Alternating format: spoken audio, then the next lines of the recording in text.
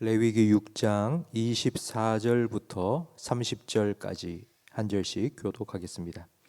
여호와께서 모세에게 말씀하여 이르시되 아론과 그의 아들들에게 말하여 이르라. 속죄제의 규례는 이러하니라.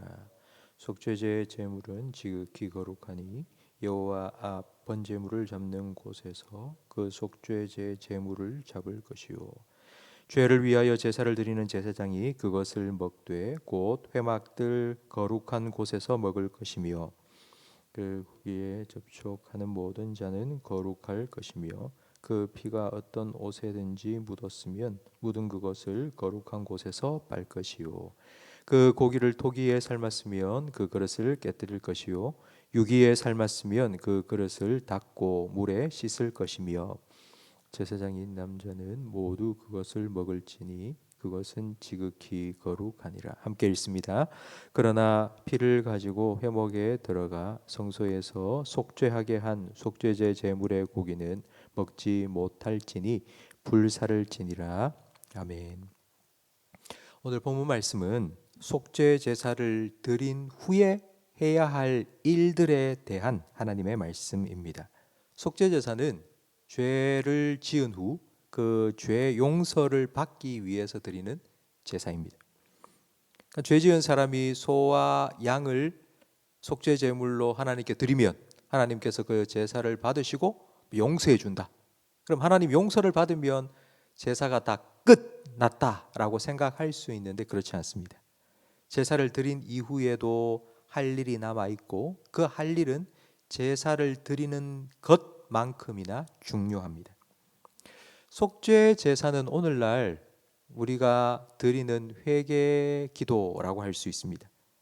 그러니까 우리 죄를 대신해서 속죄 제물로 십자가에 죽으신 예수님을 믿는 믿음으로 하나님 앞에 나아가 우리의 죄를 자복하고 회복의 은혜를 베풀어 달라고 간구하는 것, 그것이 회개입니다. 속죄 제사를 드린 후에도 할 일이 있는 것처럼 회개를 드린 후에도 할 일이 있습니다. 하나님 잘못했습니다. 용서해 주세요.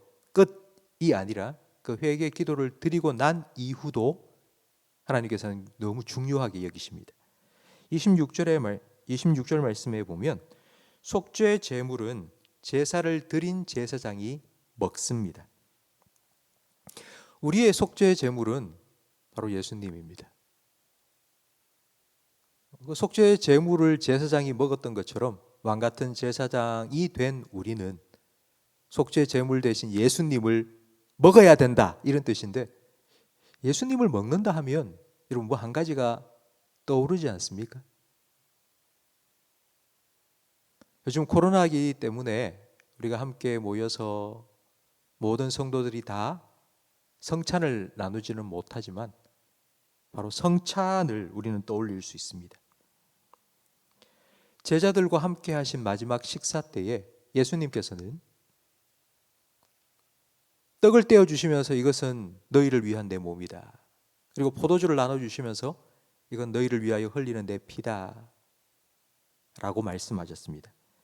이 예수님의 말씀대로 우리는 성찬을 나누면서 내가 지금 살아있는 건 예수님의 죽음 때문이라는 것을 기억하고 내가 오늘도 살아가는 건 바로 예수님의 은혜 때문임을 다시 기억합니다. 그리고 27절 말씀에 그 속죄 제물 고기에 접촉한 모든 것이 다 거룩해진다고 말씀합니다.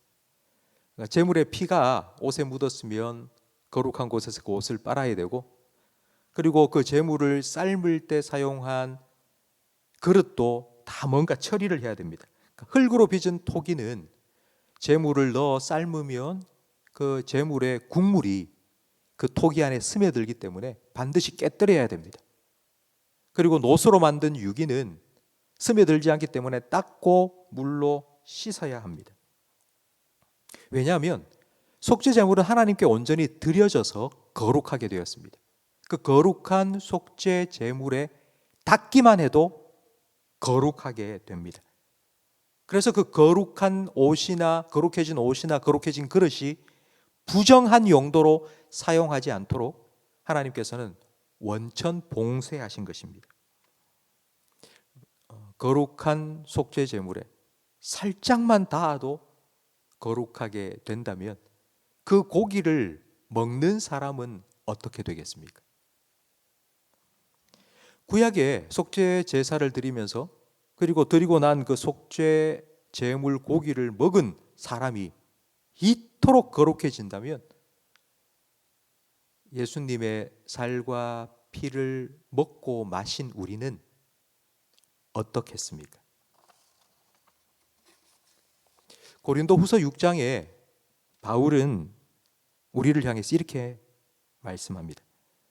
의와 불법이 어찌 함께하며 빛과 어두움이 어찌 사귀며 그리스도와 벨리알이 어찌 조화되며 하나님의 성전과 우상이 어찌 일치되리요. 이와 같이 하나님께서 이르시되 내가 너희 가운데 거하며 너희 가운데 두루 행하여 나는 너희 하나님이 되고 너희는 내 백성이 되리라. 그러므로 너희는 그들 중에서 나와 따로 있고 부정한 것을 만지지 말라. 그런즉 사랑하는 자들아, 이 약속을 가진 우리는 하나님을 두려워하는 가운데서 거룩함을 온전히 이루어 육과 영의 온갖 더러운 것에서 자기를 깨끗하게 하자. 죄를 지었으면 속죄 제사를 드렸듯이 우리는 죄를 짓고 회개합니다. 근데 회개했다고 다 끝나는 것이 아닙니다. 회개를 딱 마치고 난 그 이후에 뭔가 해야 할 일이 있습니다. 그걸 성경은 회개에 합당한 열매를 맺는다고 표현합니다.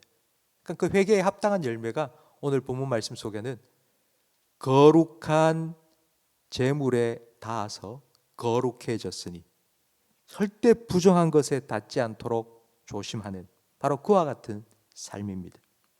만약 우리가 이 사실을 잊어버리면 개가 그 토하였던 것으로 돌아가고 돼지가 씻고 난 후에 더러운 구덩이에 도로 누웠다 한 베드로후서 2장 22절 말씀처럼 될 것입니다. 그렇다면 우리가 어떻게 거룩한 삶을 살아갈 수 있을까요? 우리는 거룩하게 된다, 거룩한 삶을 산다는 이 말을 어떻게 하면 죄를 짓지 않을까라는 생각으로 자꾸 바꾸어 우리는 생각합니다. 그런데 이건 정말 잘못된 생각입니다. 죄를 짓지 않아서 우리가 거룩하게 되는 것이 아닙니다. 오늘 본문에서 분명히 우리가 살펴본 것처럼 속죄 제물에 닿아야지 거룩해집니다. 그 속죄 제물은 하나님께 온전히 드려졌기 때문에 하나님께 드려진 속죄 제물이 거룩하게 되고 그래서 그 거룩한 제물에 닿았기 때문에 거룩해지는 것입니다. 그러니까 거룩하신 하나님을 가까이 할 때에 우리는 거룩해집니다. 속죄 제물을 먹음으로 거룩하게 되는 것처럼 우리는 예수님을 더 가까이 하고 예수님의 말씀을 먹고 예수님의 은혜를 힘입어 살아감으로 거룩해집니다.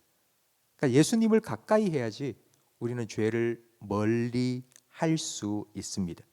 죄를 안 지으려고 아무리 생각해도 죄를 생각 더 많이 할 수밖에 없습니다. 예수님께로 가까이 가야지만이 우리는 거룩한 삶을 살 수 있습니다. 출애굽한 이스라엘 백성은 40년 동안 만나를 먹고 살았습니다. 그러니까 우리는 구원받고 이제 거룩한 하나님의 백성으로 부름을 받은 우리가 이 땅을 살아가는 동안은 우리는 예수님을 먹고 살아야 됩니다. 예수님의 은혜를 힘입고 살아야 되고 속죄 제물 고기를 먹고 제사장이 힘을 냈던 것처럼 우리는 예수님의 은혜를 힘입어 오늘도 내일도 살아갈 때에 주님께서 우리를 부르신 거룩한 삶을 살아갈 수 있습니다. 성도 여러분, 오늘도 주님의 은혜를 힘입어 살아가시고 주님의 말씀을 먹고 힘을 얻으시기 바랍니다. 죄를 이길 수 있는 힘, 그리고 죄를 멀리 할 수 있는 거룩함을 주님께서 여러분에게 허락하여 주실 것입니다. 그 주님을 더 가까이 하시는 우리 모든 성도님들이 되시기를 주님의 이름으로 축원합니다. 기도하겠습니다. 하나님 아버지 감사합니다.